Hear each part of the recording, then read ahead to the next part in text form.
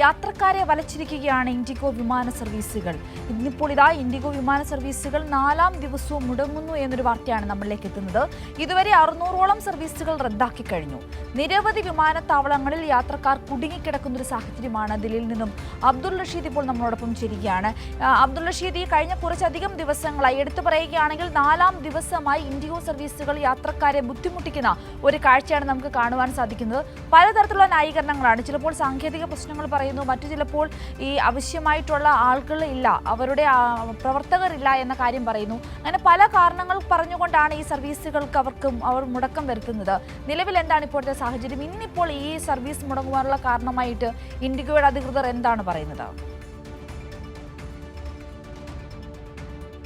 സിന്ധൂരി, രാജ്യത്തെ വിമാന സർവീസുകളുടെ 60% പങ്കും വഹിക്കുന്ന ഇൻഡിഗോ വിമാനമാണ് ഇപ്പോൾ രാജ്യത്തെ വിവിധ മേഖലകളിൽ യാത്രക്കാരെ ബുദ്ധിമുട്ടാക്കുന്ന ഒരു സ്ഥിതിയിലേക്ക് എത്തിയിരിക്കുന്നത്. എന്തായാലും നിലവിൽ 4ാം ദിവസവും വിമാന സർവീസുകൾ മുടങ്ങും എന്നുള്ള ഒരു മുന്നറിയിപ്പാണ് ഇൻഡിഗോ വിമാന കമ്പനിയും നൽകിയിരിക്കുന്നത്. ഇതിനോടകം തന്നെ വിവിധ മേഖലകളിലുള്ള വിമാനത്താവളങ്ങളിലൊക്കെ തന്നെയും യാത്രക്കാർ കുടുങ്ങിക്കിടക്കുന്ന സാഹചര്യമാണ് ഉള്ളത്. എന്തായാലും 4ാം ദിവസവും ഇത്തരത്തിൽ വിമാനങ്ങൾ പൂർണ്ണമായും റദ്ദാക്കുകയും അതോടൊപ്പം തന്നെ ചില വിമാന സർവീസുകൾ വൈകി ഓടുമെന്നുള്ള കാര്യം ഇപ്പോൾ നേരത്തെ തന്നെ വിമാന കമ്പനി അറിയിക്കുകയും ചെയ്തിട്ടുണ്ട്. അതേസമയം യാത്രക്കാർക്ക് ഇതുമായി ബന്ധപ്പെട്ടുള്ള നിർദ്ദേശങ്ങൾ നൽകിയിട്ടില്ല എന്നതടക്കമുള്ള ചില ആരോപണങ്ങൾ കൂടിയും ഉയർന്നു വരികയും ചെയ്തു. എന്തായാലും ദില്ലി അടക്കമുള്ള നിരവധി വിമാന താവളത്തിലൊക്കെ തന്നെയും യാത്രക്കാർ കുടുങ്ങിക്കിടക്കുന്ന സാഹചര്യം തന്നെയാണുള്ളത്.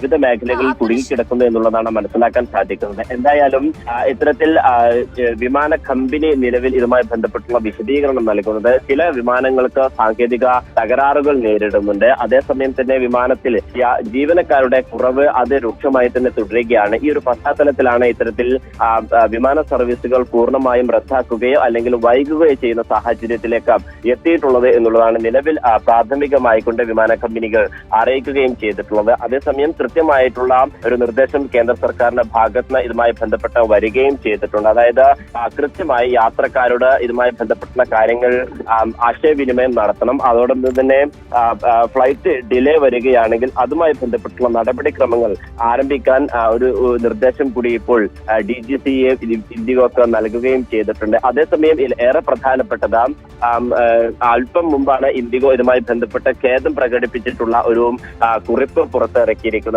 ഇതിൽ വിമാന കമ്പനി പറയുന്നത് ഈ നിലവിലെ സ്ഥിതി മെച്ചപ്പെടുത്താൻ സമയമെടുക്കും. ഈ സമയം എന്ന് പറയുന്നത് ഫെബ്രുവരി 10ാം തീയതി വരെയാണ് എന്നുള്ളതാണ് ഏറെ നിർണായകമായിട്ടുള്ളത്. അതായത് 2 മാസത്തോളം വരുന്ന ഒരു കാലഘട്ടം ഈ വിമാന സർവീസുകൾ പൂർണ്ണമായും തൽസ്ഥിതിയിലേക്ക് എത്താനുള്ള സമയമെടുക്കും എന്നുള്ള കാര്യമാണ് ഇപ്പോൾ വിമാന കമ്പനി അറിയിക്കുകയും ചെയ്തിട്ടുള്ളത്. എന്തായാലും നിലവിൽ നിരവധി വിമാന താവളങ്ങളിലൊക്കെ തന്നെയും യാത്രക്കാർ കുടുങ്ങിക്കിടക്കുന്ന സാഹചര്യമാണുള്ളത്. കഴിഞ്ഞ 2 ദിവസങ്ങളിലും ഇത്തരത്തിൽ സമാനമായിട്ടുള്ള രീതിയിൽ യാത്രക്കാരെ വലക്കുന്ന ഒരു സമീപനം കമ്പനിയുടെ ഭാഗത്ത് ഉണ്ടാവുകയും ചെയ്തിട്ടുണ്ട്. ദില്ലിയിൽ വിവിധ മേഖലകളിലേക്ക് പുറപ്പെടേണ്ട വിമാനങ്ങളൊക്കെ തന്നെയും റദ്ദാക്കിയത് യാത്രക്കാരെ വലക്കുന്ന സാഹചര്യം ഉണ്ടായിരുന്നു. അതോടൊപ്പം ഗുവാഹത്തിയിൽ മലയാളികൾ ഇപ്പോഴും കുടുങ്ങിക്കിടക്കുകയാണ് എന്നുള്ള ഒരു വാർത്തകൾ കൂടി പുറത്തു വരികയും ചെയ്തു. നിലവിൽ ഇതുമായി ബന്ധപ്പെട്ടിട്ടുള്ള കൃത്യമായിട്ടുള്ള ഒരു റിപ്പോർട്ട് സമർപ്പിക്കാൻ DGCA വിമാന കമ്പനിക്ക് നിർദ്ദേശം നൽകുകയും ചെയ്തിട്ടുണ്ട്. അത്തരത്തിലുള്ള ചില കാര്യങ്ങൾ കേന്ദ്ര സർക്കാരിന്റെ ഭാഗത്ത് ഉണ്ടെങ്കിൽ പോലും കൃത്യമായിട്ടുള്ള ഒരു വിശദീകരണം ഇതുവരെയും യാത്രക്കാർക്കോ അല്ലെങ്കിൽ